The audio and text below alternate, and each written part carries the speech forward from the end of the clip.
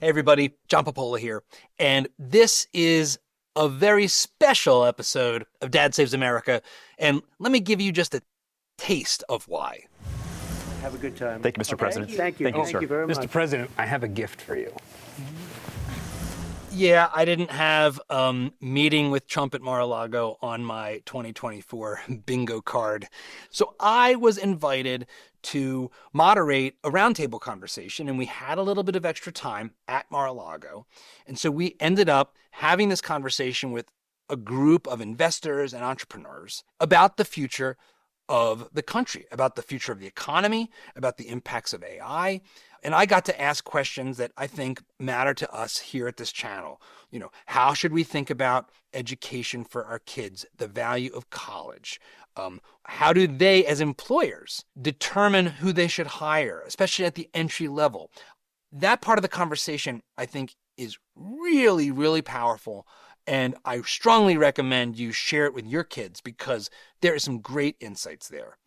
And lastly, the president has a pop-in moment, and we thought that might happen, so we came prepared with a little gift, which you could say is a tiny bit cringe, but so what? It's the president of the United States.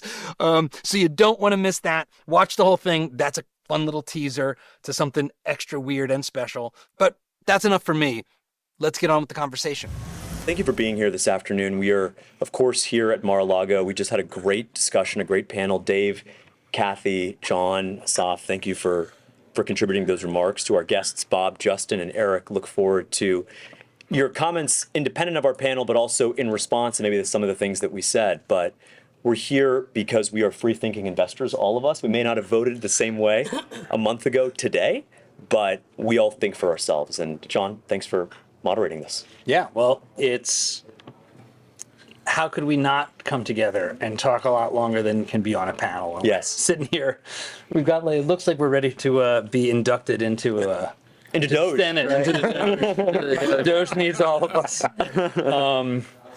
Kathy asserted something that's, I think, an interesting place to start, which is, are we facing an actual major change in the structure of what's going on, like such that we actually have deflation, that we have radical disruption in the physical reality because of AI, because of everything else? Did that resonate with you guys? Like, what does that sound plausible that we're going to actually have deflation in America in a way that people will be excited about, like prices actually going down, not just the rate of increase going down? In my opinion, no. I having lived through the 70s and seeing how sticky inflation was, I think it's still going to be with us for a while. And so I can understand that productivity may greatly increase through AI, but I don't see it getting to the point of deflation. Yeah, so some of it is a timing question, right? And that's always the case in markets, right? So when I was talking on the panel sort of about sort of the inflation comparables, it's simply from a year-over-year basis, is that it's actually going to be difficult to see the CPI number or PCE chew-through number go down from it was a year ago because the numbers are just simply higher. It's math. But the point is I think what we're talking about is from kind of a medium, or perhaps maybe not to speak for you, but from a medium to longer term point of view, is if we do believe that we actually can increase productivity in a different way, in certain pockets, then you would see plausibly deflation. Right now, I think the challenge is that does monetary policy in the meantime, and this is perhaps more what I would argue, prevent some of that from actually translating into sort of Americans' pockets, right? If we think about 20-25%. And that's where it gets, that's why it's exciting to sort of be an investor in today's world, because there is these countervailing forces that are literally fighting each other out. And we have, bureaucrats and others who are responsible for setting the monetary policy to help guide us through that. That's, in some ways, I almost want to reset from what you said there and ask a bigger question. So we are here at Mar-a-Lago. The president is somewhere walking around, or maybe he's out playing golf. I saw Diet Coke walking through the hallway, so follow the Diet Coke, Kathy. And you all are in investment and entrepreneurship, and the thing that I find so interesting about the moment we're in is that we have had, I think, a profound realignment in our politics. Like Donald Trump's victory is very much like the completion of a transformation of the Republican Party into a working class people's party. And that puts it at odds with in some cases, maybe some of the things that you guys like to talk about, right? Like radical disruption technologically is going to move a lot of people's cheese, is going to destroy a lot of people's jobs. Some of the winners and losers of these big technological transformations, it can be very, very painful. So I guess that my big question for the table is, how do you think about those two forces at work, an unusual new Republican Party that now has like strong labor union elements to it, and this high-tech, high-flying part of the economy that is also kind of at the table with Doge. I mean, these are like the richest people in the world that are at the table with Doge. So how do you think about the conflicts that are embedded in those two things living together? Yeah, I mean, well, first of all, I couldn't agree more with Kathy. I think unquestionably this is going to create a deflationary environment over time. Like my whole career has been in technology, and I think there's this perception that it is only eliminating kind of blue collar jobs. And I think the reality actually is it's going to make tons of people up and down the workforce more efficient and more effective and lower costs, right? I think arguably lawyers are just as threatened as manufacturing workers. I would argue more, right? And so I think you're going to see this all over where these tools are making everyone much more effective and much more efficient. And, I think it's unlike anything else we've ever seen. I mean, people compare it to the crypto wave of, a few years ago. It's nothing like that. The impact crypto is so early, noisy around speculation, and there weren't as many obvious use cases. In AI already, you see it in legal, you see it in engineering, you see it in public safety with things like flock safety. You see so many applications already where it's driving massive productivity, and we are super early in the wave. So, look, I think will some industries go away? Will some blue collar jobs go away? Absolutely. They'll be reallocated elsewhere, but that will happen. I think will also open up lots of other opportunities. Like Kathy said earlier, manufacturing. I think we have an opportunity to become a real hub again in manufacturing. Yes, leveraging more robotics and AI in other places, but we will also have people that will have new jobs as well. I think the two you described them basically as opposed to each other, essentially Main Street and tech innovation, and I see them viewed that way. It's viewed that way, Yeah. and I think that they're deeply connected. And have very aligned interests. Because if you look over time, the thing that drives income, the thing that drives wealth is productivity. Nothing else over time other than productivity drives income and wealth. And so the question both from the Main Street American and from the technological innovator is how do we generate the most productivity in the economy that we possibly can? And the point is, yes, of course, there'll be some disruption, but the increase in productivity will translate to an increase in incomes. If you're more productive as an engineer, right? If you can program 5 times more than you could the day before, then your value to society is higher, then your income is higher, and you're better off, right? And so I think that's why those two things, I think, Main Street is aligned with the technological innovation. Questions of deflation, I think those are more, to be blunt, the question is not are individual prices going up or down. The question is are incomes going up or down? Because if incomes are going up, then people are better off. But is that operating leverage a zero-sum game? So that engineer who now can be as productive as 4, what does that mean for the rest of them? Where are they going in the value chain? Are they going to find new homes? But this is the sure. How many people are employed in the agriculture industry today? Right. 100 years ago, you'd say the tractor would destroy American jobs. Right. And that would have been a short-sighted view of things, right? Because the tractor meant that 97% of the population get off the farm and go into the factory, and then you get off the factory and go into white collar jobs, and you can get out of white collar jobs and do more innovative and creative jobs than, rote white collar jobs, let's say. Yep. And so that's where that long-term productivity is driving incomes, is driving wealth, and is driving success. But if it's happening everywhere, in professional services and banks, for example, right, in manufacturing, at some point it's going to decrease the workforce in a sense. No, the history of technologies, it is a net job creator. Sure, there's displacement along the way, very important. America, get on the right side of change. But we can't even imagine the jobs that are going to be created. So early 90s, internet, birthing, right? Yep. Birthing of the, I don't know if you were there, but I was in college. I was. And I remember at the time we were trying to figure out, okay, what does this mean?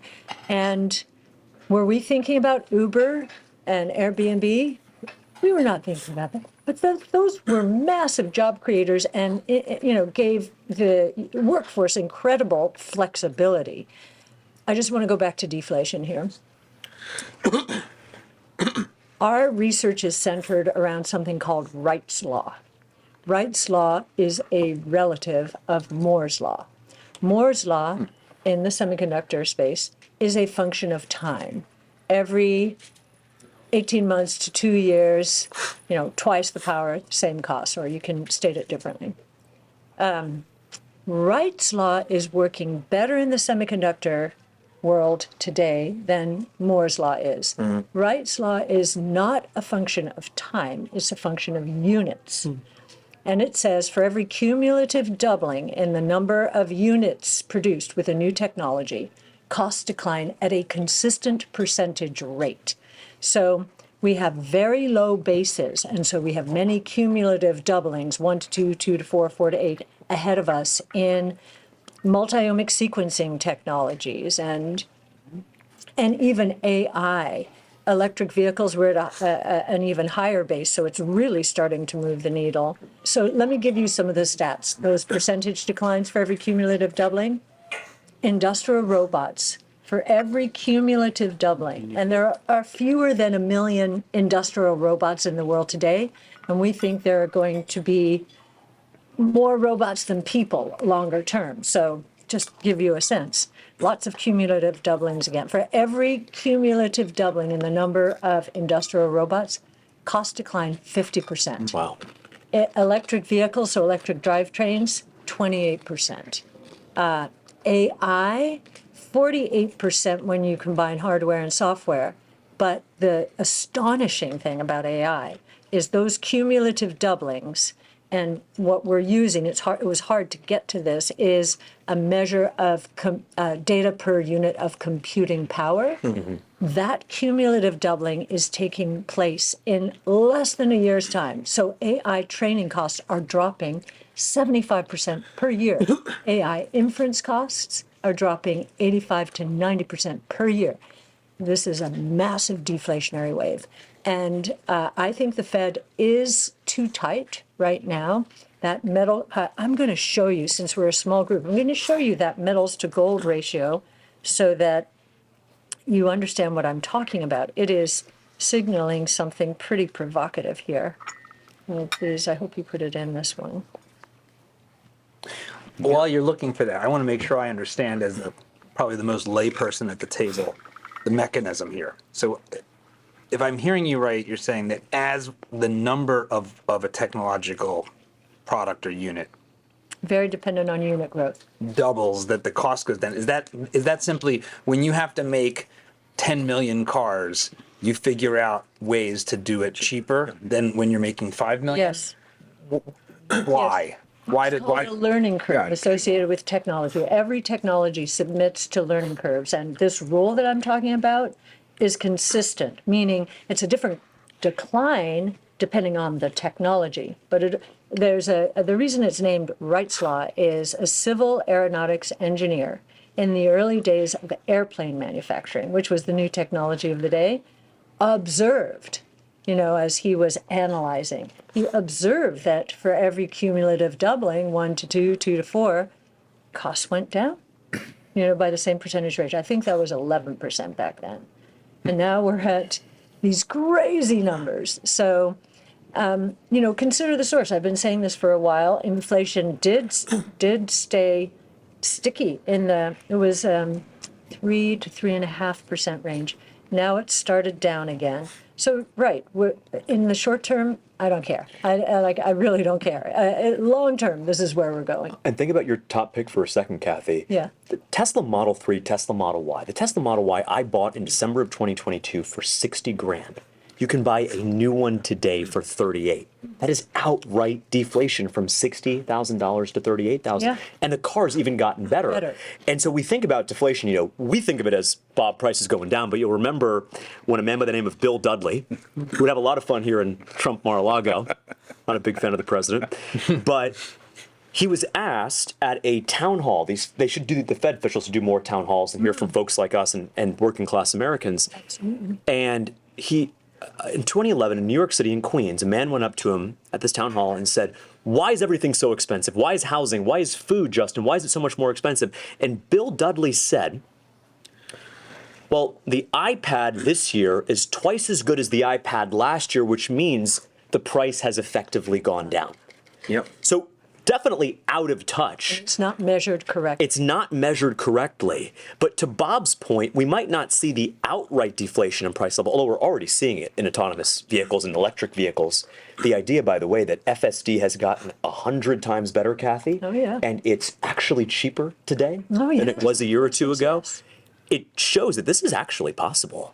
Yeah. I'll tell you another area that I think you're going to see I think we're going to see a golden age of entrepreneurship and competition. The friction associated with starting a company will be lower than it's ever been. Because something James said on the panel, which is, are you technical?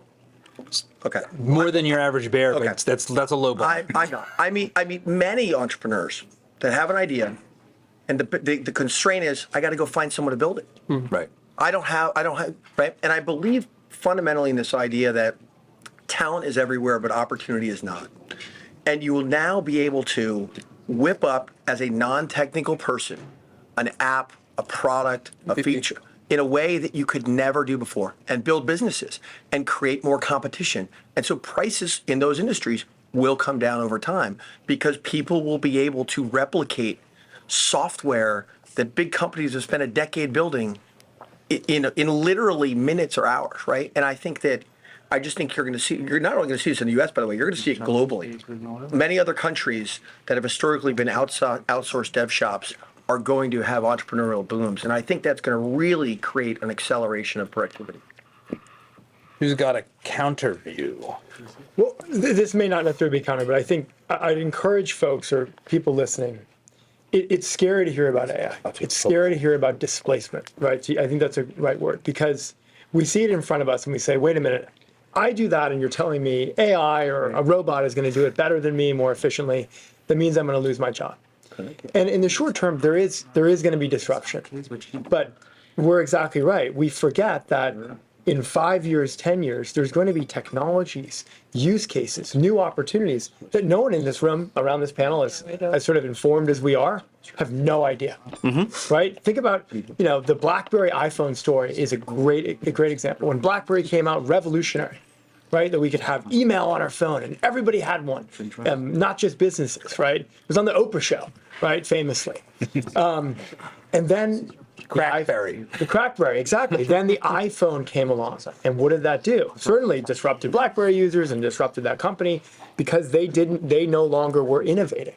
And so I would encourage everyone, especially with the potential for what you just said about entrepreneurs to increase, to say, take a step back and say, yep, in the short term, there could be some displacement, maybe not as many opportunities as we saw, but that opens up avenues for things we've never thought about. Correct. Well, the great example that Chamath Palihapitiya in the All In podcast brought up recently was when the refrigerator came about. What do you mean you're going to have Coca-Cola? Right? The Coca-Cola drink is only possible because of the refrigerator. You would never drink that at room temperature. You never drink that if it was warm. And so what we're seeing right now, and you're seeing it with your Mag 7 ETF, the holdings, the outperformance there, is these are the refrigerators, NVIDIA with Blackwell, right? What Meta is doing with its Lambda models. These are the refrigerators. We couldn't possibly conceive what we can put into those refrigerators. And so I do think that I'd like to think as formed as we all are here, it is just beyond our comprehension to see how these technologies are going to be deployed, but they will be in magnificent ways. So I have a question coming from the other side, that we've had major transformations over the last 30 years with computers, with internets, with mobile connectivity. The productivity has gone up because of that, but it hasn't led to deflation. Why do you think that this next step will actually lead to deflation throughout the whole economy? So in terms of the last 20, 25 years, since we started going through the bubble and then the bust. That was there was too much capital chasing too few opportunities too soon. Companies shouldn't have been created, but they became zombie companies because they were funded and they lasted for years. And Which bubble are you talking about there? Tech and telecom bubble, late 90s, right? Late 90s. That's what happened. What's happening? So all of the seeds for what is happening now, they were planted in the 20 years that ended in the tech and telecom bubble. They've been germinating ever since. They weren't ready for prime time. There's no way those companies should have been created. The technologies were not ready. The prices, the costs were way too high. Now, just think about this psychologically. Now, we're in prime time. All of this is happening. It's all happening at once. Right. And investors are like running for the hills. Why? To their benchmarks. Why? Because they're scared. They are scared. They are scared. And we've become, since the tech and telecom bust, and especially after 0809, you have this move towards benchmark sensitivity or just passive investing, which has taken a lot of oxygen away from the innovators. It couldn't be more different than the late 90s. Now, I think this unleashing is going to, because it's 5 platforms, not just the internet. The internet was one. This is the next generation internet on steroids, right? I think you're going to see massive productivity gains. AI, it's interesting, seeds in that 20-year period, the cloud was not even invented until the AWS in 06. It was in, futurists' mind, it was going to happen.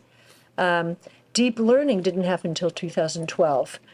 Transformer architecture, this is all AI, did not happen until 2017. So we are in such early stages of what we're talking about. And because of the tech and telecom bubble in the late 90s, many people are afraid of this. They look at what's going on at AI, another hype cycle, and we just disagree. We disagree. Maybe with NVIDIA, if NVIDIA's valuation is right, then there better be a lot of other companies that benefit from what NVIDIA is doing. And I think there will be. So I think that we're conflating two different things, though. One is stock prices and whether they've gone too high, and the other is deflation throughout the whole stock prices. I think the reason the market has taken off since the election is we know regulations are going to come down. We know that obstacles to innovation are going to come down. The market is starting to broaden out. We know productivity is going to go up. Productivity is not only the biggest wealth generator, but a potent anti-inflationary force. And if we get to 4 or 5% productivity, could be higher, certainly will be higher for certain companies, we're going to see productivity can go to 4 different places. Can go straight to the bottom line, companies. It can go to wages as people become more productive and more valuable to companies. It can go to more R&D for innovation, or it can go to lower prices if you're in a competitive situation. And it's probably going to do all of those, right? So I'm not conflating stock prices. I think the stock market is accurately discounting now. It should have been before if it had seen, all of these innovation platforms evolving at the same time. They tend to do best during bad times. And so people are willing to change the way they do things. Businesses are willing. And I think that's the environment we've been in, and that these technologies are going to take off much faster. So do those at the table who think that there will be deflation consider deflation a good thing, or do you consider stable prices or 1 or 2% inflation better? Stable prices are ideal, but you're conflating. Stable prices are, if you're an art laugher, price stability from a monetary point of view is what you want. You don't want to get in the way of that. I think the question you're asking is, there are going to be companies that are hurt badly by this. Think about traditional auto manufacturers. They're right now beginning to reel, right? And China's a part of it, GM yesterday. So you're going to get a lot of complaints and chaos around that. But it is the other side of innovation. That's deflation forced upon these companies, which cannot afford it. So we're going to see a lot of noise. And my guess, the Fed is going to hear enough of that from the traditional world that they will be leaning towards the easier side as time goes on here. The question is, will they go too far there? That's where you do need things like, I love the fact that Bitcoin's competing against the dollar, and maybe the dollar will compete against Bitcoin if it becomes more deflationary than Bitcoin is. Bitcoin's not deflationary yet, right? It's going up at a 0.8%. So, a price rule of some sort would be good. There's nothing wrong with deflation if it's happening in the context of rising incomes, right? The problem good deflation. with deflation is a deflation in income, which creates a debt trap. And so that's why I'd emphasize, like, we can talk about deflation in terms of, like, essentially unit prices. It's not a very interesting topic because, it will help. If you have deflation, then you will have a higher sense of real consumption to some extent. Purchasing power goes up. Your purchasing power goes up. But when you think about what will drive, what are the risks, the problems that can come with that sort of environment, it really is about whether nominal incomes are falling. As long as they keep rising in context with rising productivity, right? Rising productivity, rising nominal incomes, then you won't have that debt problem. There will be a political risk here, especially given how the Trump administration is embracing unions and so forth. They put in place these huge wage increases, and I haven't studied enough to know whether that's right or wrong, how much productivity, but many of them are in industries that are going to be disrupted. So from a political point of view, I agree with you totally on incomes and so forth. But from a political point of view, there better be some really good retraining opportunities. And, much like Doge, Elon Musk and Vivek are doing in the government sector, as I understand it, and James, you may know better than I, but the idea of 2 years of severance and retraining in the private sector for government, that's really interesting if they do that. If that mentality starts to propagate throughout the economy, then the same thing will happen on the union side. Hey, look at this massive opportunity. You have the skill set. You know how to program. You speak a natural language, right? One of the challenges I do think, though, with how rapidly technology is evolving, is where do you retrain them?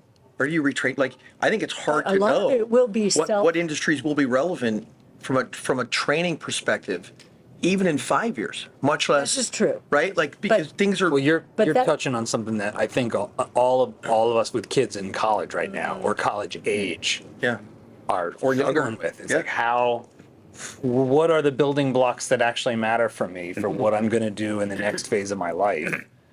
It's funny because I'm about as anti the higher ed institutions as one can be. Yet my son is currently going to a college. But the question of, like, well, what's the value? What should you be doing now? How should you be spending this time where you're young and you've got energy and you've got the most forward-looking posture you can have? I don't know. I don't know what to tell them. I don't know what to say is the thing you should spend your time on that's going to yield benefits. I mean, I'm curious, like... Probably an ETF. Actually, this is one of the reasons ARC has become what it has.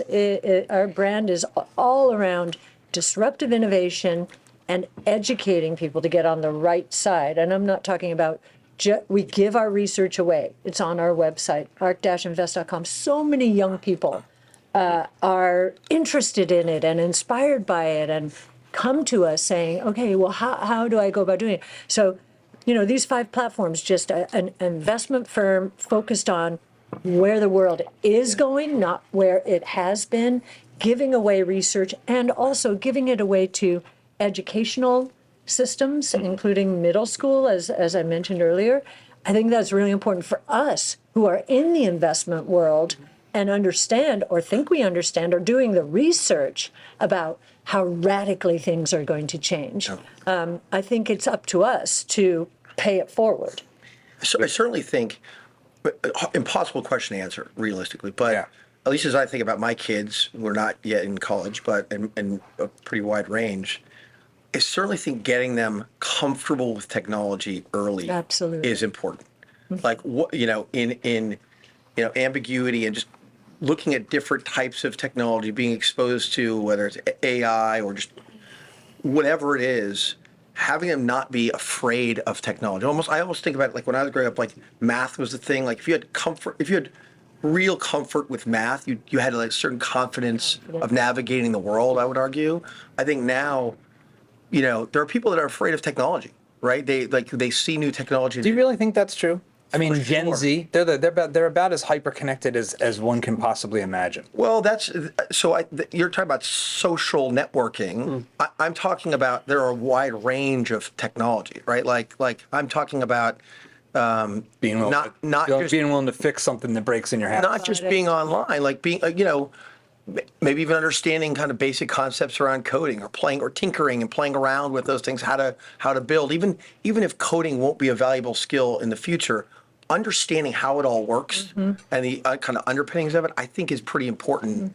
As you think about navigating a world that's going to be increasingly tech oriented in every industry. Actually, it's interesting because we speak about this. I studied physics in undergrad, and the first computer science class I took was Intro to Java and C++. So you learned the very basics, and it was an awful class. Importing one CSV would take, an hour or two of tinkering.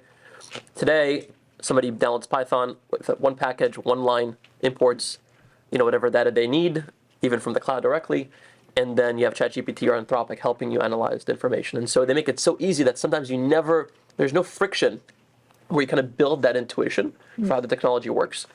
And I'm concerned about that because we need people who actually can move things forward. I don't need to learn assembly in order to contribute as an engineer, but if I never had to take those classes, if I never struggled with anything, right? It's an extreme example of how my dad didn't let me to use a calculator. Really? Refused to. My father is a physicist by training too. No calculator. This is a much more extreme version of it. And so I'm worried about people, if it's too easy, like you said, for students and young people, they may not learn how to implement the technology at the level that we need to continue this productivity cycle. We probably, your kids will probably have 10 careers. It's true. Right? I mean, I've had at least 5. You've had 5. Right? People of my parents' generation had, 2 to 3. People, their parents had 1. Right? My grandfather sold tires at Sears for 40 years and then retired. Right? And so if that's the world where we're going in. So did Sears, by the way. Yeah, and so did Sears. If that's where we're going in, the question is, how do you prepare yourself for a 5 to 10 career professional life? And the way you prepare yourself is by learning how to learn skills. Right? Critical thinking. Learning how to learn skills, which is, in some ways the best, most innovative people that I've seen are people who have learned things that are unrelated to what their educational background was, their skill set, right? That are unrelated to what they were doing before, but demonstrate that ability to skill up. So what would I do if I would take 10 different courses of 10 different things and figure out how do you become an expert, or at least start to become an expert in new fields quickly, efficiently. How do you learn that skill set? Because if you have that skill set, maybe it's technology, maybe it's physically building cars, maybe it's this, maybe it's being an artist. I don't even know what's going to be 10 years from now. Who knows? But if you can learn that skill set, you're going to be able to. Right. You're going to be able to survive and thrive. So I agree that learning how to think is what's so key, and the big problem is that so many universities teach you what to think and not how to think, and we have to get back to how do you think and how do you debate. I'm curious, you all are either invest in companies, run companies, have employees, have to think about how to evaluate someone that comes in, going to join your firm. I'd love to go around the table and just hear, how do you evaluate entry-level hires? Like, what are you looking for? What are the qualities that you're looking for in the people you hire into your firms?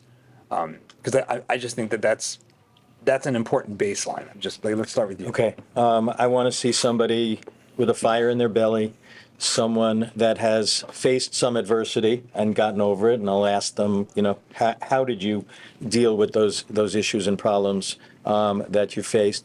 Someone that is just naturally intelligent, but also has a real great desire to learn and wants to learn and do new things and be creative. Those would be the most important things. When you say naturally intelligent, how are you getting a sense of that? By talking to them and hearing how they answer questions and whether they're thoughtful about their answers or just giving rote answers, and try and throwing them some curveballs during the interview and see how they come out of it. Yeah, I think the ability to face adversity is really important, and that sort of natural grit or resilience. But for me, and this is actually harder to do, and it sort of does take that kind of parsing and spending, and actually not just asking them basic interview questions, spending time with someone to understand their actual curiosity. Because that's what I really want to find, is folks who are generally curious about a variety of topics that ultimately then can lead back to help our business. And there are some people, are curious and some people aren't. And we're trying to parse through to identify those that are. And it doesn't necessarily matter what school they went to, what they may have done before.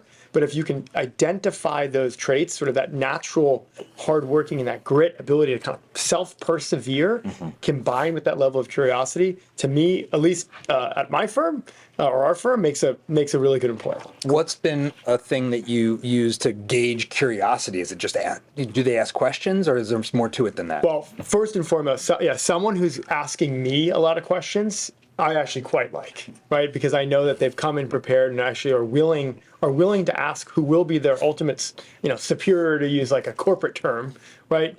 Not everyone does that, right? So that's step one. And then, through that process, identifying folks that sort of are trying to kind of pull on threads is really how I like to do it. I was just going to say that of all the characteristics that Dave just gave, I'd say grit is the most important. Yeah. I mean, for me, whatever it takes. Yeah, I like that. Whatever it takes. Like, that is the tagline. There are people who have an attitude of whatever it takes, and there are people who don't. And you can tell very clearly. And it's a combination. Whatever it takes is a bit of an outcome in terms of a way of being. And it's a combination of curiosity, grit, determination, real smarts rather than book smarts. But that's what you need, particularly if you're running a small organization, because I can even say in my organization, which has been around for 2 years, like what we thought we needed 2 years ago is different than what we necessarily need today, which will be certainly very different than what it is 2 years from now, particularly if we're successful. And if people are not willing to do whatever it takes, then they're just not going to keep up. I mean, the word grit is the single thing I've always that grittiness, scrappiness are the things that I obsess around, whether it's hiring or even evaluating entrepreneurs. And I would say I really look for a chip on the shoulder. Really? Yeah, for sure. I want someone that has been through some adversity, has had people doubt them. In the entrepreneur world, I think a lot about like first generation legal immigrants, right? Where they came from nothing, and you see it, they disproportionately represent successful, founders in the tech world.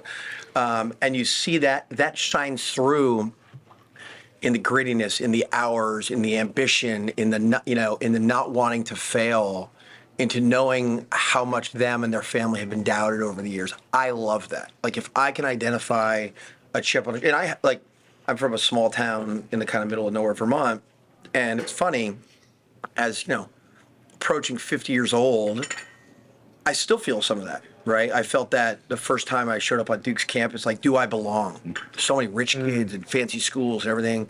And so, like, I think when you can identify that in people, it is a motivator that rarely goes away, and it really drives people to be great. Interesting. So Justin and I spoke about this yesterday. For investing specifically, would I want to work for that person? Yeah. Aside from being a good business in a good sector, right?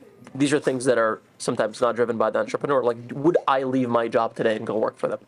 Do they inspire that in me? Yeah. And when you evaluate somebody that we want to bring on board of the team, there's two things that come to mind. One is problem solving, right? That grit. Are you able to take an abstract issue and kind of break it down and figure it out independently? And so when we evaluate people, we give them case studies and problems to solve.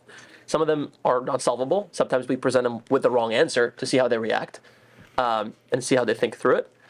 And then the second question is, do they increase the average level of intelligence and productivity for the team? Like, bottom line, every single additional hire for us has to raise the bar. They should be smarter than us in some ways. That's right. Does everybody give new people a project as part of the process? Is that common? Some piece of work to do? Yeah, we usually ask someone to evaluate a particular company and give us a write-up on it. In the interview process. Yes. So we just, Well, prior to the interview process, ask them to do that and come in with it. Then you can ask them questions about what they presented. And these are I actually love when people come in having already done that. right. So, like, when people ask me, how do I break into venture? The recommendation I always do is do the job before you get the job. Yep. Like, Yeah. what do venture capitalists want? They want young people to be sourcing great, interesting companies and come to them with, here are 3 companies I really like. They fit you. I've done the work. I don't even need to ask you what kind of companies you invest in because I've done the work to understand your portfolio. Here are 3 and why. Here's how I think about why these are interesting companies. That's the role. And I'll tell you what, if you bring that to a VC and like they end up investing in those companies, they're going to want you as part of the team, right? 100%. And sometimes even if they don't invest in those companies, they look. This is a man or a woman that has gone out and done the work. I love how they think. They're proactive. Like maybe they're better than the person I already hired, right? Like, Yeah. So that's what I want. I want someone who's actually doing the job before they should. Don't wait for me to tell you, go research this industry, because the great young people are thinking about something I'm not even thinking about yet. Yeah. James, how about you? I really liked Bob's whatever it takes, and Yeah. we've got a great team at Azoria Varun's over there. I think I'd love to work for him just because he's not just smart, he just gets it done. And I'll tell you, Asaf, right here with everyone as our witness, our next hire, fly him to Kansas City, take their ID, all of their money, and say you have 4 days to get to Miami. You have 4 days to get to Miami. You have no ID, no money, no phone. I'm going to hire that person who gets there first. Right? So you give them an It's a outcome. reality show in the making. A reality show. You're hired. You're hired. But what Kathy's doing too with these middle school kids in Pinellas County, which is St. Petersburg, which is where ARC is based, you're cultivating that free thinking, that critical thinking at a young age. It won't be long before you have one of them interning and working with you, Kathy. It's a dream. It's a dream. Yeah. It's a dream. Cool. Yeah, we'll let the service come in, and then we'll you can round us out on the hires strategy. Burgers. Yeah. Thank you very much. Thank you. That's the next one. Thank you. Thanks. Right. Looks good. Bon appetit. So Very good. go for it. What are you yeah. looking for? Well, I'll just tell you what works best for us is a lot of the talent we have in the firm self-selected. Because we give our research away because we're so out there, we usually get people who are passionate about autonomous mobility or passionate about transforming healthcare, from sick care to, this is how Nemo from MIT tech background, computational biology background, came to us. They want to solve those problems that innovation solves. So that's a really good starting point because, we learn a lot about where their own passions are and how much they know about the problem and how they seek to solve the problem. So in terms of the interview process itself, yes, we do put them through modeling and writing. We're very heavy duty modeling. And I'm not talking about financial modeling traditional. I'm talking about sizing the opportunity, using Wright's law, that learning curve to figure out when these new technologies are going to scale across sectors. So just trying to understand if they have that mindset at all. The first layer of interviews is with the research associates, the people who are the most junior, and because we want that these people typically are research associates, and we want them to get along because these technologies are converging and they need to work together because they're each following a technology. That's how we've set up our firm, not by industry or sub-industry, but by technology. So we need to know they'll get along and feed off of each other. The next interviews go to our directors of research and our chief futurist, and they typically throw out a problem to solve. Like, in the humanoid robot, how do we size this humanoid robot opportunity? Right. So you're throwing something out there and just seeing how the mind works, not just seeing how the mind works. Like, There's no right answer, maybe freeze? even. There's no right answer. I mean, there is from our point of view, but just will they freeze or will they be very logical or will they be very creative? You learn a lot when you throw, and our chief futurist is great at doing that. And then I'm more the blink person. I'm the last person where, if something cultural, and there haven't been many times it's happened. I really do trust our process. Yeah.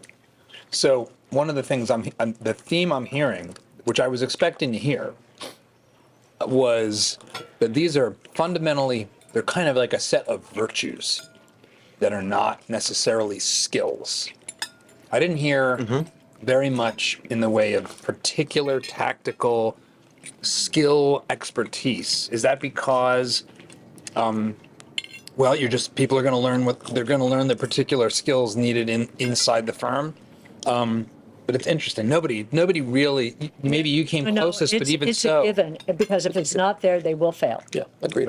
Yeah. Nobody's going to walk into his firm without being a fundamentally trained analyst who can talk about stocks and earnings and cash flows and build a model and think through it.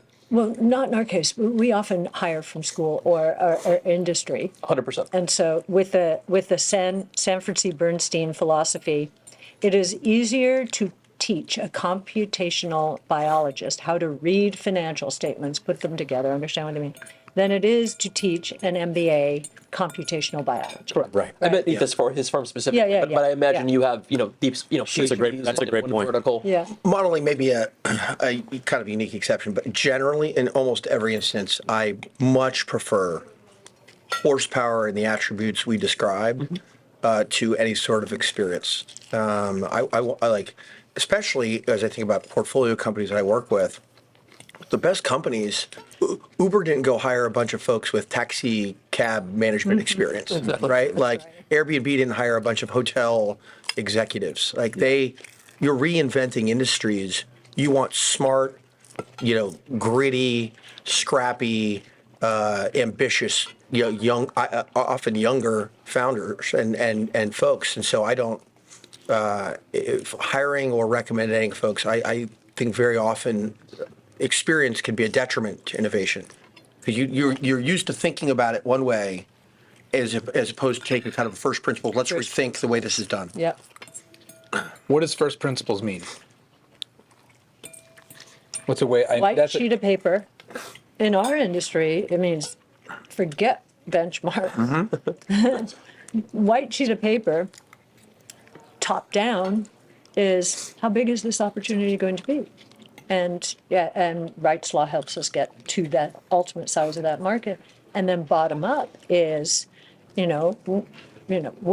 what are the unit economics here? Is this going to get commoditized pretty quickly, or do we have something here where there are some real moats and so forth? So, it's Elon Musk. He has not looked at the traditional auto sector for any guidance. He started with a white sheet of paper. There was nothing. He just did. He knew the world was changing. It sounds a little bit like imagining what could be unburdened by what has been. I know. Yeah. I see what you did there. One could say. No, but I've heard Elon talk about operating from a first principles perspective. I've heard Vivek say as well. So this is like a concept that's going to be at work with Doge, and who else has got a take on what this? Imagine I don't know. I have no idea what this phrase really means. Like, I want to hear. Help round me out my understanding. Seems like you were about to jump in. Well, I'll jump in and then let Dave add on to it with his perspective. But the most dangerous words in the English language are, "This is the way it's always been done." And so that's what first principles, I think, Kathy, is about rejecting that thesis. Yeah. Well, what do you mean everyone gets to work from home? Well, it's been like that for 4 years. What do you mean there's new regulations on this particular? Well, we just keep adding new regulations or whatever the case is what Elon has done, what Vivek have done in just their own personal lives, is they've rejected that idea of this is the way it's always been done. Come in with that blank sheet of paper, built from scratch. We need to totally reimagine the government. Totally. Why is everything based in D.C.? Why can't the USDA, back to Kansas City, why can't they be in Kansas City? Why can't the Department of Energy be in Sioux Falls? Right? That change that diversity of perspectives too. So there's so much there, and I think we're going to see a lot of that in the next couple of months and years from the Trump administration. And I think it kind of feeds off of what you just said. In the financial world, many people are taught it's different this time. Is a bad thing. Like, no, that's the bubble. That's the. Yeah. Is there something going on here? We'll keep talking, but I think the president might make an appearance. Oh. The president-elect. But. Well, in the traditional financial world, it's different this time. When I say that, when I have said that, people say, oh no, bubble, tech and telecom bubble. That's what they said back then. So it's almost as though. Goodness gracious! You know, the game's changing. Large weapons. Yeah. Yeah, the men with guns are circling. And Kathy, you may appreciate this. I worked with someone who he had a military background, and so it was quantitative portfolio management. And when I was doing it, it was all model driven. So you'd code up a model and say, let's identify companies that are the least expensive on a price to earnings basis or cash flow, whatever it might be. And what he would do on a monthly basis, he would actually break the model. He would purposely go in and break it to see if we noticed, to see if we could change the outcome. I love that. And it's fascinating. It's always stayed with me. So he would purposely go in and break what he had built, what he had created, to see, hey, are the analysts picking up on things? And actually what we would end up doing is many times rebuilding from scratch the whole thing, because what he had coded 10 years ago or 5 years ago is actually not the right way to look at it.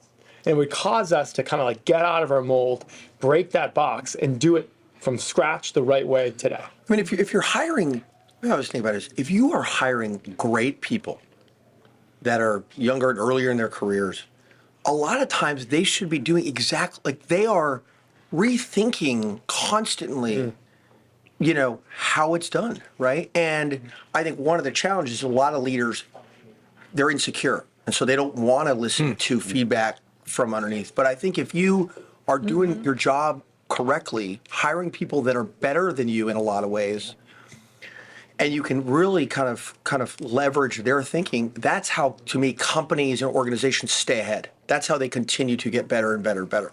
It's when they suppress that original thought and don't do the kinds of things that you described that they get stagnant.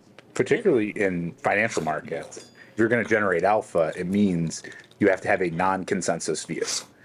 And what that means is you cannot have a view that is derivative of a Wharton MBA.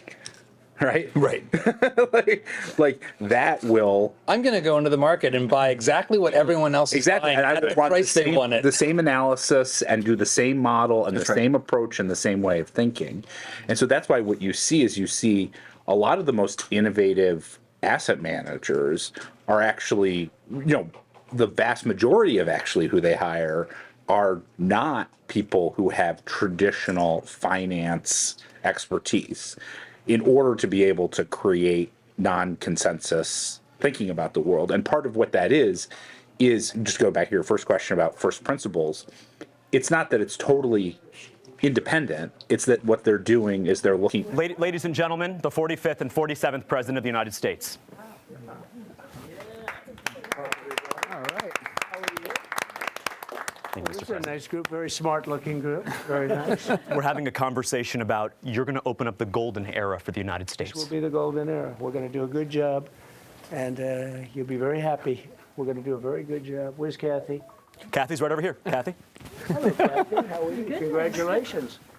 I heard you do a great job. Oh, thank you. Talk about a great job. We're looking forward to your great job. We had a We're going to very help you as much as successful we can. campaign. It's really been terrific. Great support. A beautiful mandate to do it right. Absolutely. So anyway, have a good time. Thank you, Mr. President. Thank you. Thank you, Thank sir. you very much. Mr. President, I have a gift for you. It is the 45th and 47th Bible verses. Oh, that's very nice, huh? That's very good. It's my wife's idea. Can Look I at read? the first one. Look at the first one, Mr. President. Yeah, read this first one. It is something. Oh, that's true. Who does that remind you of, Mr. President? I don't want to get into that. That's, thank you very much. That's beautiful. I'll read that. Thank you, everybody. Have a good time. Thank you, Mr. President. Awesome. Thank you, Thank you, sir. Kathy. Nice to see you. Thank you, sir. Thanks, Kathy. Thank you. Take care of Thank yourself. Thank you. Have fun.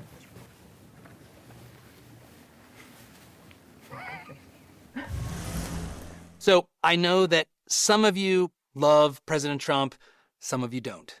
And for those of you that don't, you might think, that was the most sycophantic thing I've ever seen. You gave him a gift of Bible verses? My one defense is this. If you think there's wisdom in the Bible, I think we should all want the president to have more wisdom. And that was what that gift was meant to be. And I felt lucky to get the opportunity to give it to him. And I will say this. It's real weird to interact with people like that. And I want to do a longer video about reflecting on the ways that when you come in touch with people that are, I mean, he's the most powerful man in the world, and the biggest celebrity in a way of all time. It's weird. It's weird to be in the presence of that kind of person. It messes with you. And it's interesting that happens. And it also is disturbing because I think it shuts off some important parts of our brain. But let's get back to the conversation. Just know that I'm going to revisit that in a later video because I do think how we interact with power matters a lot for the future of our society. And there are weird moments we have. So before we were interrupted, Good reasons. There you Guns go. passing by. Yeah, it got pretty intense over here. And crawling over here. Yeah. where do we go from there? That's a train of thought scrambler. Well, I took us down this road because I think that all the talk about productivity, about disruption, about AI and what it's going to do for people, it rests on an assumption that we have people that are prepared to dive into these tools that are going to be very, very different. Mm-hmm. And one of the things that maybe I'm most worried about is this is the first technology for me personally as a geek that's worried me in a small way. And that is your first step in the door is usually where you learn a lot of the things all of you talked about. That first job, that apprenticeship, that thing where you're basically like, when my first job out of school was at MTV, and I was basically going in, had to organize the tape closet for Beavis and Butthead episodes. So Are you going to give us your best impression? I'll spare it. But the thing that worries me, and I'm curious to hear what you all think about this, when I can just have ChatGPT be my entry level person, I don't hire that person anymore. So it kind of raises, if there's a reserve wage, it raises the reserve intelligence for the hire. Right. So you now have to beat that So- at the level of analytical capability, because I'm hiring you out of school, or I'm hiring you because you did 4-H and you got grit, and you don't know, and you're not useful to me for a long time. That's not true. So here is, Help me feel better about this. so BCG did a study on its consultants, and they took a test. Some were high performing, some were low performing. And then they gave them another test, but they could use ChatGPT with, as they were taking the test, right? What they found, and I think what we're finding generally, is the high performers are the high performers. Their test scores went up 17%. The low performers, armed with this tool, their performance went up 43%. That's interesting. So, I've actually been thinking this is a way to broaden access to opportunities. If people are willing to harness these tools. And, these young people are digital natives. They really are. And so I have a lot more hope. But then again, I'm an optimist, right? So it was a fascinating study. Any other thoughts about this entry level problem? Well, you still have to. The hiring question is still the thing. Is there no paralegals being hired anymore? But there's an assumption, I think, built in there, which is you're constrained with the ambition stays the same, and you're assuming you just reduce the number of people you hire. I mean, Zero theoretically, if you're hiring those people and they're all kind of turbocharged in the way Kathy described, you as an organization can do a lot more.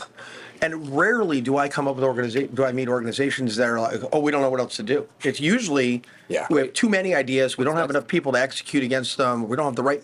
And so I think what you're going to see is that people are more productive because of these tools, and organizations are able to take on more and more and more things and do more. And I mean, there's no shortage of ideas and things that can be done. The shortage is usually in the number of people to do them. So I personally don't worry about this problem if they all get replaced. That is certainly true in our organization.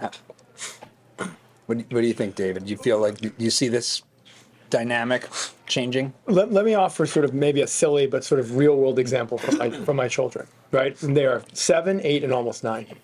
And so they Did it right. certainly. No waving. Stay in diapers, Correct. and then have a one-time exit from the diaper zone. Correct. Get out of that phase. And so they like to color, right? They're all young girls. And what we've started to do is I introduced them to my ChatGPT app on my phone. And they call it Debbie. Don't ask me why Debbie, but Debbie is their agent. And they use Dolly to create coloring pages, right? And they've already learned how to properly prompt Debbie to make what they want, right? So when they were first doing it, right, they'd plug in sort of some basic thing and they get, a boring cat. Now they know, do it this style with this sort of outcome that they're looking for, and it's been fascinating in a period of weeks to actually see them at 7, 8, and 9, harness this technology in a way that I wasn't doing that when I was 7 years old, right? So and maybe I am in the optimist camp. I can sort of see it. I can see the concern, right? But I actually can see the benefit of sort of the utility if people embrace it in a way. It's not competing with them, right? But it's allowing them actually to be creative and create something on their own, and then they're actually doing a better job of exactly what they want. Yeah. I don't see it replacing lower level people. I see it enhancing the way they do their job so that they can do it quicker and easier. And I think it's our job as leaders of our own respective organizations to remind people, you get the job done, outcome based. If that means ChatGPT, if that means Claude, if that means Dolly, if that means getting a bunch of Filipinos on Upwork, right? Get the job done, right? And so I tell them, I say, look, if you need to do ChatGPT, if that's going to make you twice as productive over the next hour, do it, because I think we're all outcomes-based organizations. If it's done the right way, if the outcome is suitable, how you get to that outcome, whether it's through Anthropic's Claude or through ChatGPT, it shouldn't matter. But I think a lot of companies now, there's this stigma. Well, did you use AI for this? Did you use AI? If it's done right, why on earth does it matter? I think Right? It's like, how much time did you spend on an investment? You could have spent 10 years and it could have gone horribly. Or you could look at Tesla and say, oh, the car drives itself. It's up 200%, right? So. I think at senior levels, it's true, right?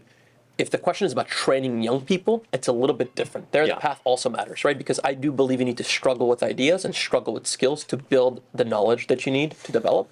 If today we look at an investment idea, some of our best trades have been 2 hours of talking about something and putting it on. Yeah, just gut feeling. We have 10 years of experience. We've been doing this for a long time. But when you're starting out, you need the mentorship. You need the struggle. You need to actually do the work, in my opinion. But you're right. It limits the skill set. I had a conversation with somebody who covers this at JP Morgan, and he said they just rolled out for the entire private bank a whole suite of AI tools, and everybody was so skeptical.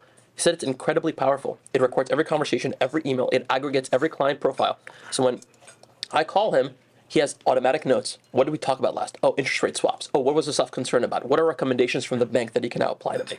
So he used to have an analyst or two on every call, writing notes and then preparing notes for him. Now he doesn't need anybody, right? That guy can be on a plane and doesn't have to recall anything about our conversation 3 months ago to sound like he's prepared for 3 hours. So now what's interesting about that, you're talking at entry level. I am meeting CEOs we're in St. Pete, so there are generals in St. Pete, SOCOM, who, it's starting from the top, much like Apple, the adoption of Apple phone in corporations. I never thought it would happen. I thought the CTO would still hold sway. But because the CEOs started using it and wanted it, it just infiltrated. So top down is also, so it's bottom up and top. This is why this could happen so quickly. Yeah, this is why this could happen. Because this is, you don't have to come in. I was talking to a general and he said, like, I use Claude and OpenAI and use Meta, Llama, he knew that. And here's a general. And he said, yeah, before I go up to the hill, and I used to ask my staff and I'd get a report a week later.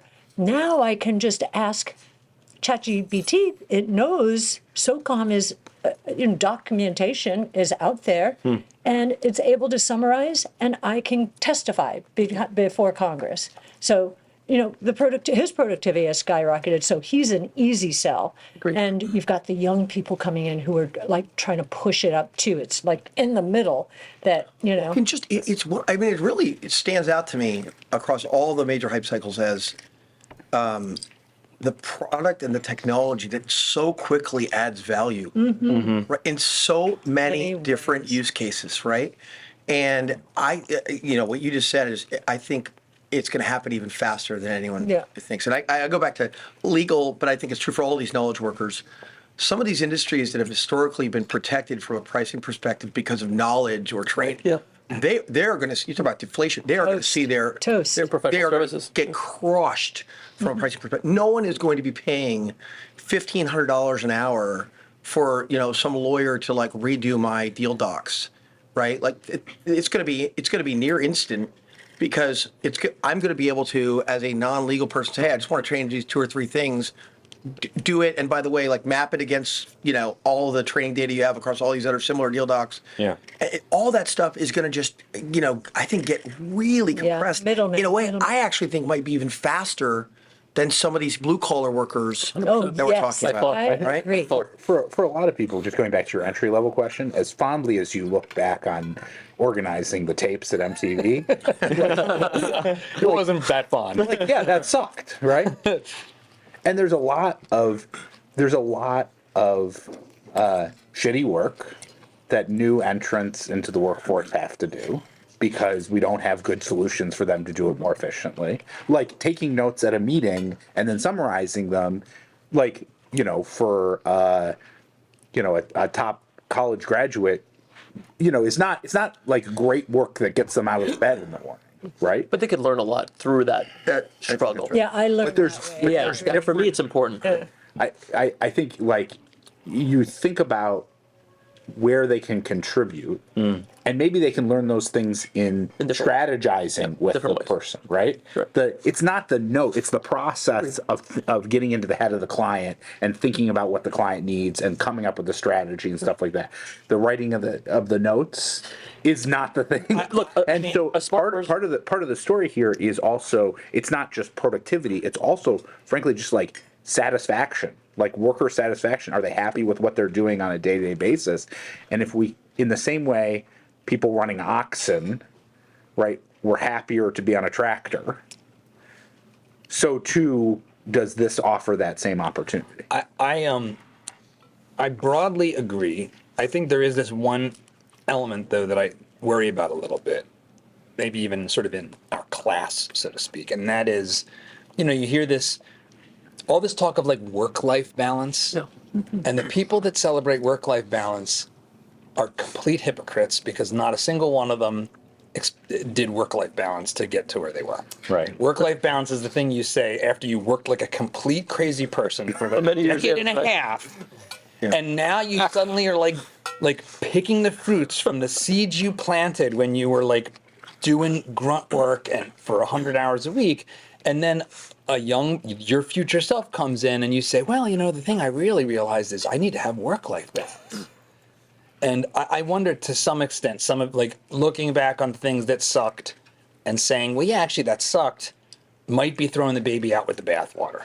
I'm not saying it is always that. I think there are some people in their 20s and 30s, though, that have taken that mantra of work-life balance and never put in those really tough 12, 14-hour days and just said, no, I want work-life balance. I'm not going to do that. That's a really good point. Well, and that's my point, though, is like I'm glad I actually waited tables at Trump Castle in Atlantic City for several summers. Like that was actually great. Like that taught me a bunch of stuff that if I could have skipped that part and been the manager, I wouldn't have that. And if you went back in time and said like, oh, well, yeah, that did kind of suck, but it taught me all these lessons. Well, and you just met your boss. My once and future boss. No, I think that's right. I mean, I think even, I even think the example you gave around taking notes, like I was doing some of that. Like my first job at McKinsey, like I was, I'm trying to take notes in the meeting, and you go to the partner at the end of the meeting and you hear what the 2 or 3 things that he or she cares about are, and like you learn from that, right? Because you don't have a clue what's important, but you learn to pay attention. You learn to like take efficient notes, and over time try to like, navigate that towards what he or she cares about. But those early jobs where you're grinding and you're working and you hate the person above you because they're sending you stuff on Friday night that's due by Saturday morning, like those are still the iron sharpening iron kind of, those are the things that make you realize like you learn a lot, right? And I think you get better. And they'll still be there. Even with ChatGPT, they will still. I'm playing devil's advocate here, but it's a long. I hope so. But it's like education. I mean, when ChatGPT came out, at our brainstorming, education became the topic. Like, oh my gosh, what's going to happen in the schools? Everyone's going to have a teacher in their pocket. And everyone has a teacher in their pocket. But even in terms of critical thinking, which, rote thinking has been, terrible. But I think it's going to enable more critical thinking. Okay, if you're going to write your space paper, space exploration paper with ChatGPT, and you hand it in and you haven't reality checked it, you're going to get an F because there are hallucinations, there will be some errors, and it will, to be honest, I look at a lot of stuff now being generated by AI, and I'm saying, I know that was AI. It is so well outlined. It is so manicured. And I talked to I said, can you just summarize this for me? And because that person has gone through all of that, reality checked it, he, in this particular instance, was able to synthesize it in 2 sentences. But the organizational capabilities that these various AIs have, I think are very helpful in terms of helping us organize our thoughts or say, okay, that's not a logical way of thinking about it. You know what I mean? I'm curious, you're all investors and seeking alpha and trying to like beat what I could get in my index fund. So as I understand this AI technology in a simple way, it's fundamentally pattern recognition and prediction. It's, okay, ChatGPT is trying to figure out on the basis of the input, what's the most likely next word in the sentence. Is that fair? Yeah, or cluster of tokens, yes. So what's the danger that this is a universal consensus machine being deployed across the entire society, and you all are in the non-consensus business? Where's the risk vector there, that we're all looking at the same sort of consensus blob and relying on the same We'll have a consensus violent blob? reaction against it. If someone hands us something like that it has creeping into it something that just go through the woke that was woke. It will be. I mean, you'll have a violent reation to it. It won't always be as obvious as African American George Washington or Vikings, Exactly. right? Like, But it'll make us more sensitized because that is a risk. That is That's a risk. So in theory, you could say to ChatGPT, well, give me a contrarian view Correct. of this. And that's what prompt engineering comes in, Yeah, right, yeah. Eric? Is that if I'm a conservative and I want to see the progressive position on this tax plan or this healthcare plan, make the case for Medicare for all. Make it, lay it out, bring me the statistics. And so the art of it, what really changes the dynamic, John, is prompt engineering. Because I'll tell you, if all of us took out our phones right now and said, write me a high school commencement speech, we'd have the exact same thing. Because most high school commencement speeches, it would converge upon that consensus speech. But if you said, give me 5 arguments for or against my top policy priorities, that's a really valuable tool. And so the pattern recognition and the prediction, they are a problem if they're not trained on the widest scope of resources. If you're also being trained on Newsweek, the Wall Street Journal, dare I even say the Thomas Sowell as part of that training data, that's great. It's like saying, I don't know, because people use regressions in investment, analysis, and we all basically use the same regressions or random forests or whatever, or more modern machine learning approaches. They're just tools. Yeah. Right. The question is the thing that drives non-consensus thinking is the thinking. Yeah, that's true. Right. And not the tool. right. Right. And Tools are means to the end. and so in a lot of ways, like, I've been in the systematic investment business for, more than 20 years. I look at these, it just kind of all, I don't want to say it all looks the same in the sense of there's obviously evolution that's happening, but like there are tools, and those tools make you more and more effective at taking your non-consensus thinking and making it a reality. Yeah. Right. And that's probably the best way I'd describe it. The key thing in that sense to hold on to is to make sure that we embrace non-consensus thinking, right? And that we develop and train people to think in a non-consensus way, because that's the way that we're going to get the innovation, right? So really promoting that in all sorts of levels of education and exploration. Yeah. I know we're going to come towards the end of the time together. Speaking of consensus thinking, I'd love to hear what this table thinks about the future of the university as a enterprise in general, and as a source for talent. Again, like I've always got a little bit of a bias towards how can we apply all your brains to what our kids should do next. And this is also super selfish, but yeah, who wants to go first? University, useful, time to die, needs to change, but can still be useful. I would choose to say the latter. The university system needs to change, and President Trump is talking about shaking that up and shaking up the endowment system, and it would be a great thing, because the way it has been going and the trajectory that it's on is just totally unacceptable. And in what sense?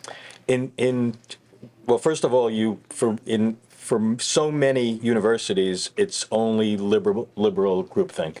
Almost all the professors are extremely liberal, and that's what they teach their students. And they, again, teach them what to think, not how to think. And you need to have balance, and you need to have the ability for people to think and debate. And which is one of the great things that Incubate Debate does, is opening up the process of actually thinking.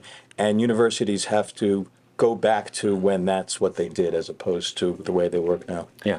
Anyone got a more radical take on whether this is still this is like goes back to this monastic, like the origin of the university. It's worth asking whether it still has a place in the future of human evolution. Look, I would love to think that it doesn't, honestly, because tech can disrupt it.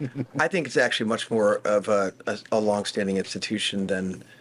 There's more to it than just education, right? I agree with exactly what you're saying, which is you've got to encourage more, especially some of these elite universities need to be more encouraging of free thought. I hope they'll move that way. I think they will. But there's more to the college experience than just what you're learning in the classroom.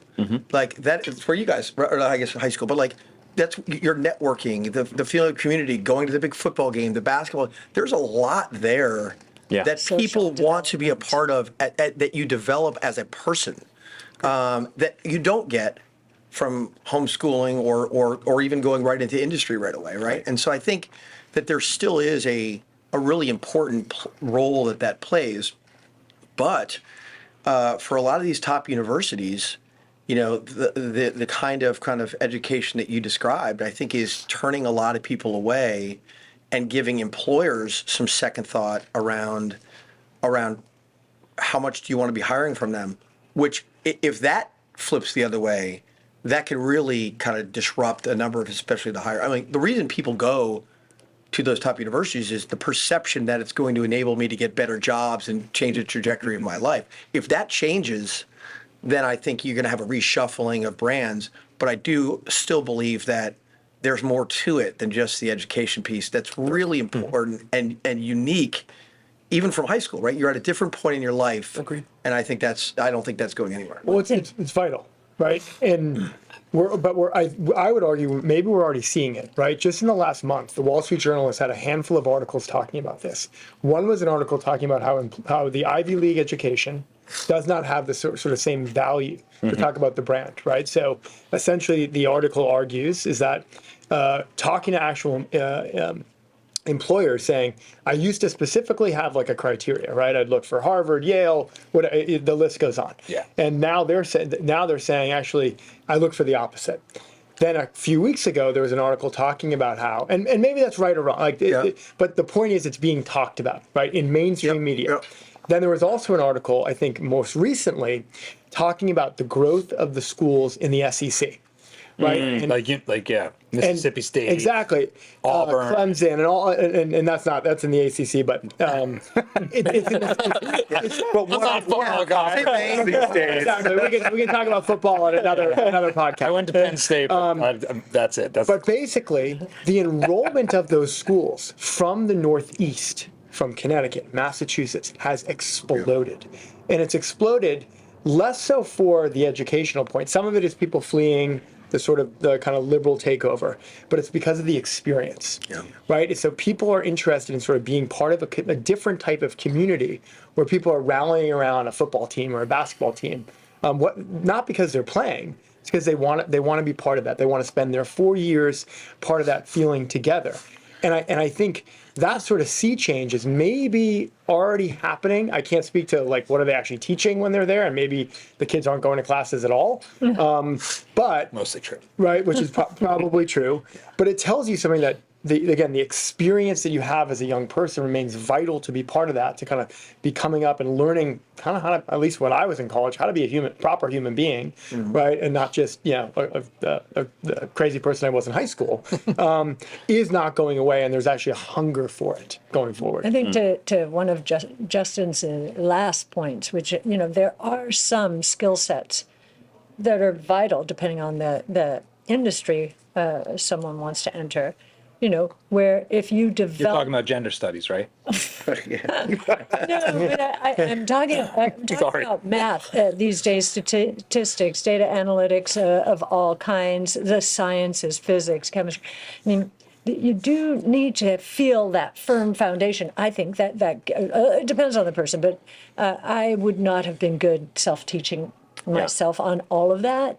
But I do think the higher levels of education, given how quickly things are changing now, I'm seeing this. Many of the young people coming to us thought that they were going on to graduate school, but because they're at ARC and they're involved in something that's changing so rapidly and they're learning so much, they're not going back. So it'll be interesting to see. Yeah. I think graduate schools are much more at risk than undergraduate schools. That's really interesting. I can share this because I actually completed my graduate degree in applied math at Columbia online during COVID. Wow. And I had a very clear comparison between studying physics in undergrad at the University of Miami and what is supposed to be even a more rigorous curriculum online. What I learned is that, as you said, a big part of learning wasn't from even the professor sitting in the library next to other students doing problem sets, because they provide you an unlimited amount of work. That is, you cannot complete in a reasonable amount of time. And looking back at it, I forgot that, it's 2 a.m. sitting next to a friend. He figured out some problems. I figured out some problems. I'd go up and teach them. They do the same for me. But if you don't have that, it's almost impossible to master certain bodies of knowledge. Like doing partial differential equations online is not, like in your room at night after work, is not the same thing as being, 21 years old and sitting in the library with And there's a dopamine hit from doing that with camaraderie. The camaraderie. I didn't go to UM, but I was with you your junior year. We were in the library on the Bloomberg terminal messing around with stuff. Agreed. It was not the fact at the Bloomberg, because we were together at 11 p.m. at night fooling around with this thing. And so that was, I think you have to your point, the culture. You're living on your own. You're going to have your first real relationship. You're going to fight with your roommate about everything. In my case, it was who was going to pay for the toilet paper. And Kathy, we couldn't agree, so we went and got napkins from Chipotle. Starbucks. Actual story. Brian Nichol, the CEO. Brian Nichol was the CEO. He shut that down. He put the Chipotle, the napkins behind the counter. You were part of that problem. I was very much a part of that problem. I think you might have also been part of some of the pork. Coli issues. We didn't bring the napkins back. We disposed of them. But it is conflict. It is negotiation. It is reconciliation. It is resolution. It is relationship. It is, for me, I reject hookup culture.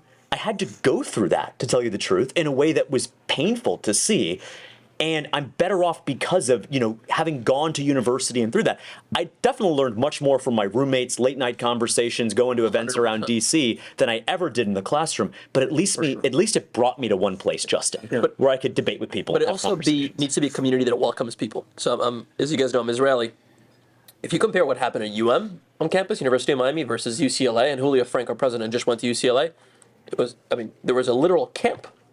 Yeah. It was an encampment for months. The same thing happened in Columbia, my alma mater. So if you don't have the right environment, you might as well not go to school.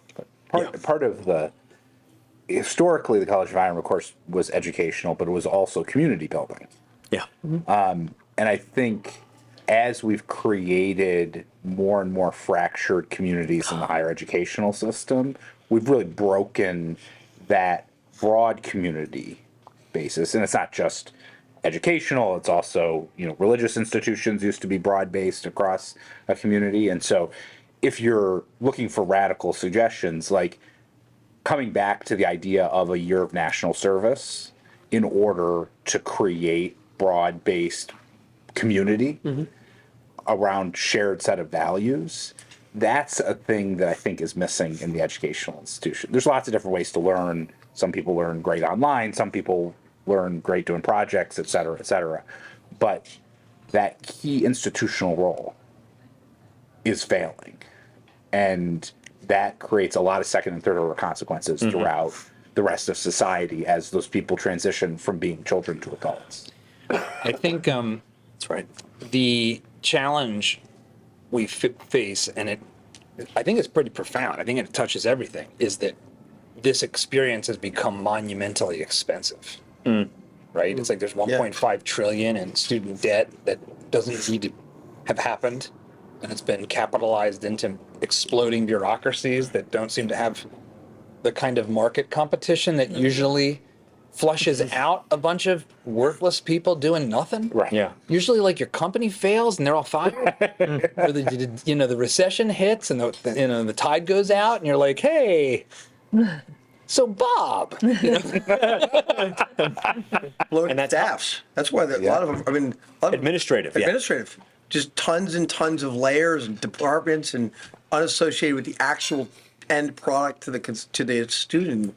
It's driving costs. Is there a role that you guys, that the business sector, that the investment sector can play in moving that in the other direction? Because the political system is pretty broken there. The feedback loops are pretty broken. The for-profit schools have been a disaster in terms of investing, just a disaster. Because what happens, unfortunately, in the public sector is, okay, you start having some success as a for-profit school, and then the street pushes for, this kind of growth rate or this kind of number of new courses or this kind of what, and it just ends badly. It just has every time. But is there something else? Is it about like people like Cliff Asness and others who are big, high-profile donors who've been like clutching their graduate ring with like they're precious? Yeah. Taking a step back. No, I'm not saying Cliff did that. He did the opposite. But is that a role from a leadership perspective that your community can play to put pressure? Where does the pressure come on these institutions to change is the question. The Yep. pressure has come Donors. from wealthy donors. From the boards. And you've had people cut off Penn and cut off Columbia and Harvard, and they're starting to feel the pain. And you've had some minor change because of that, but still not the major change. The challenge that also- candidly is a lot of these institutions have such big endowments now, they don't even feel the pain of the major donors. Harvard doesn't need any major donors. They don't need to pay They don't need to raise anything for a long time. We can also say these donors have created this monster. They didn't stand up for that. They weren't thinking, look, we've got to put some kind of competitive dynamic back into this ecosystem. I think it's going to, I think it's going to have to start with individual leaders taking leadership positions at these universities and doing a little bit like, okay, we're going to start blank sheet. What We're first going to restructure this. We're going to strip out a bunch of departments. We're going to strip out a bunch of administrators. We're going to we're going to get back to focusing on great community, great education, open, free, truly free, whatever it is, right? But I think that I just don't see.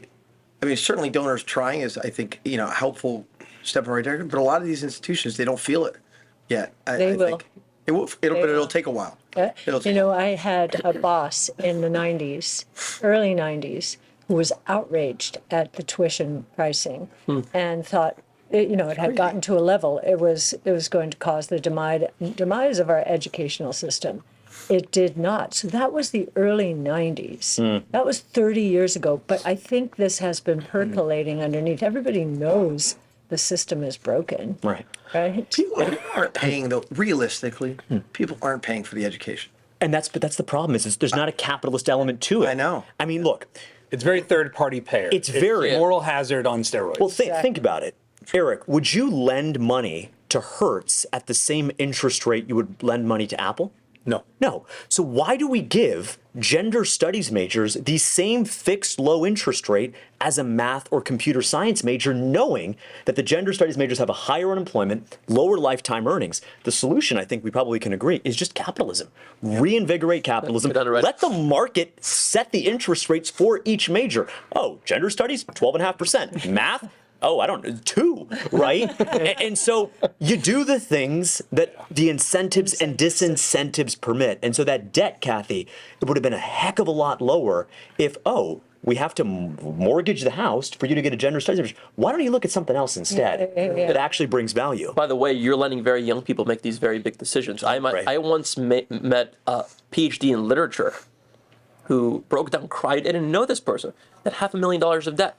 Why? Because the university did not fully fund the literature program. When you get a PhD in mathematics, it's fully funded at every major university in the US.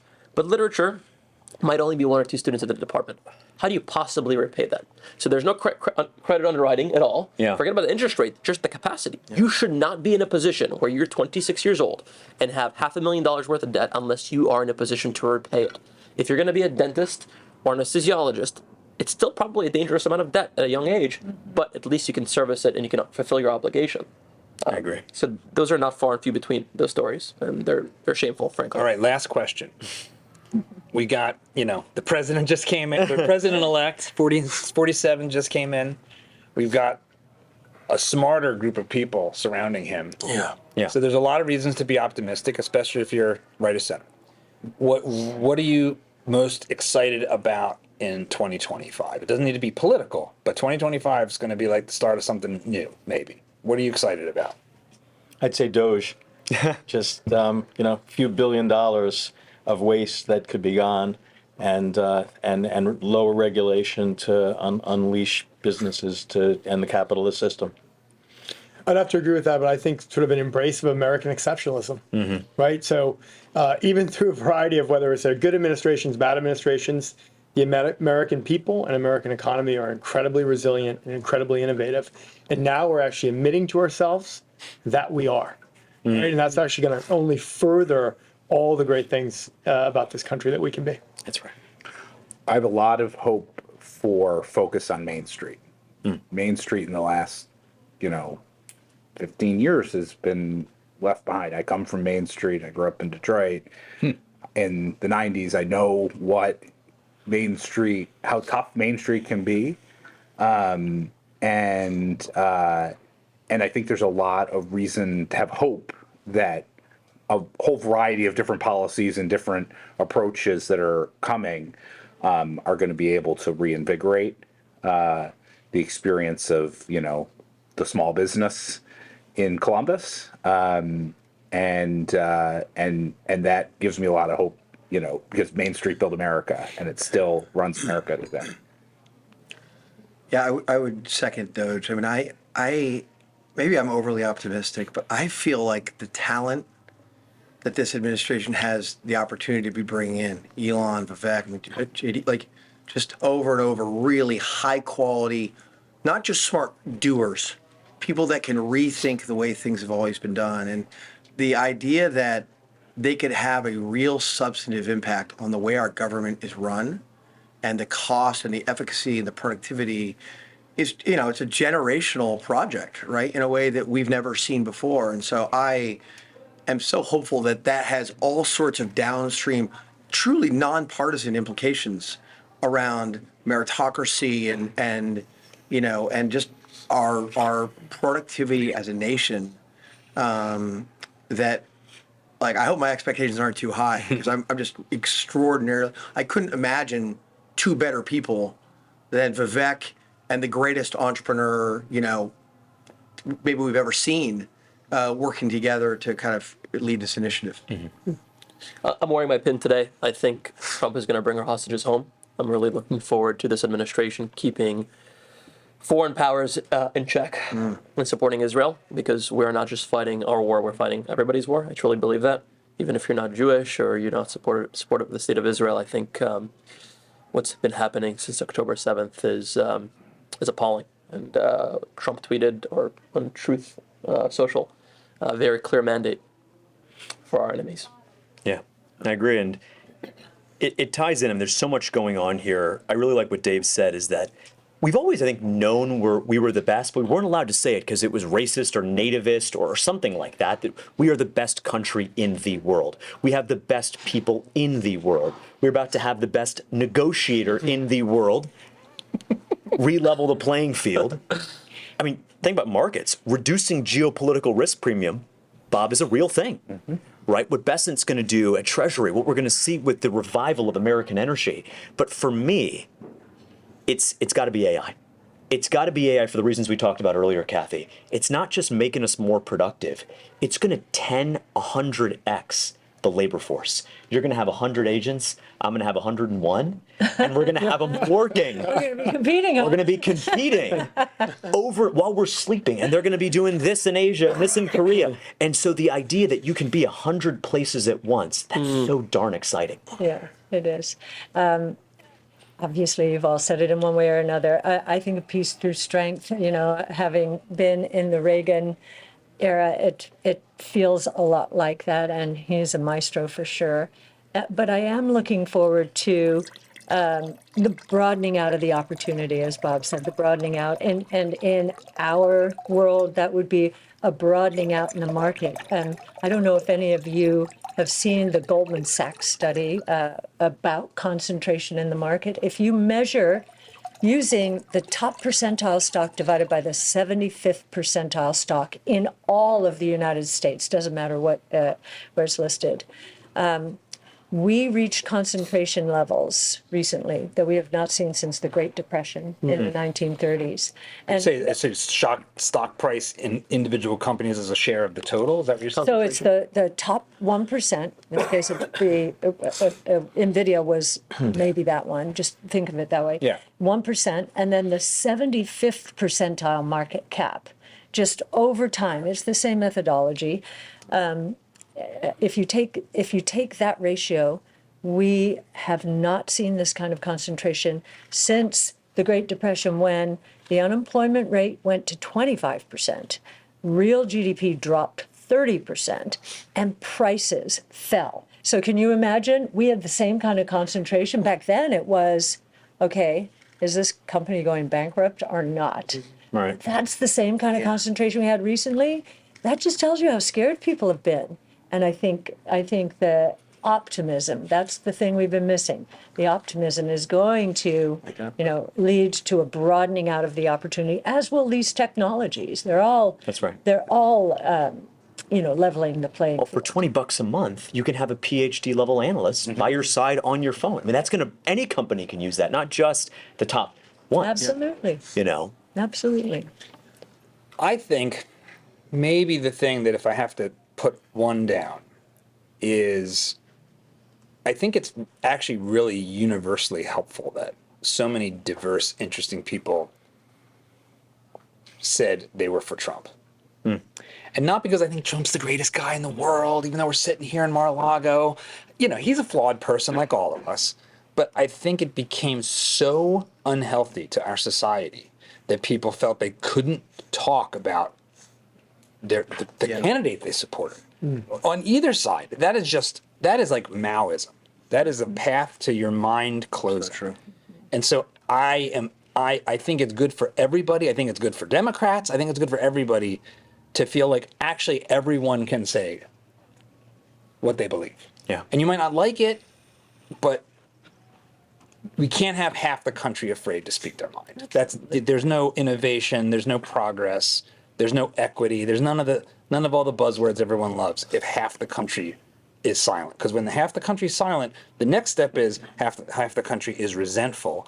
And then what comes next from that, to me, is really dark. And I think we looked into that abyss in the past 5 years, and it feels like a change. Even just the fact that Madison Square Garden it didn't have a big Antifa rally outside it.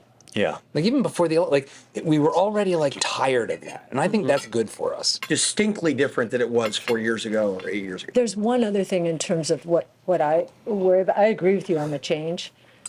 The House is so close, so close. And, we really need bipartisanship. I certainly think that can happen. I remember, again, flashback to the Reagan days. Reagan was able to negotiate with the Democrats. And we got stuff done that nobody dreamed we would get done. So I'm hoping that happens. But the House is so close, and that's where, a lot of legislation emanates from. Yep. So, so close, so close. That's right. Well, thanks for a really interesting conversation, everybody. Thank you. Thank you.